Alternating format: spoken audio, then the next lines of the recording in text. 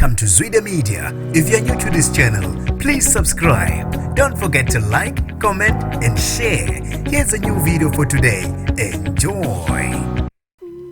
Uthuse abaningi usaziwayo uZodwa wabantu esikoleni zokuxhumana ephumela ubala echaza ngokuthi uphunyeleliswe impilo yokuqwayiza. Uphinde wafaka inselelo kumphakathi ngokuthi wamukele umsebenzi wokuqwayiza njengebhizinisi elisemthethweni. uZodwa wabantu ukhulume kanje emuva kokuvela emidlalweni wetelevision ohloko sithi The Black Door. Uthe uyena uyilokho ayikho nje ngenxa yokunikezwa ithuba ngabantu abenza lo msebenzi. Uthe laba bantu besifazane nemisebenzi yabo bangivulela umnyango manje sengaziwa njengomdansi ngenxa yokuthi ucansi loyadayisa, nami ngidayisa umzimba wami. Uthe abantu kufanele bazi ngokuthi kunempilo etholwa ngobunqunu nenkululeko. Uthe lona umhlaba umuhle okungekho noyedwa ofuna ukukhuluma ngawo. Izindaba ke lezo kumele sisikhulume ziyenzeka futhi ke zikhona kodwa abantu abayaziba futhi ke ekubeni abanye amasoka abo ayeza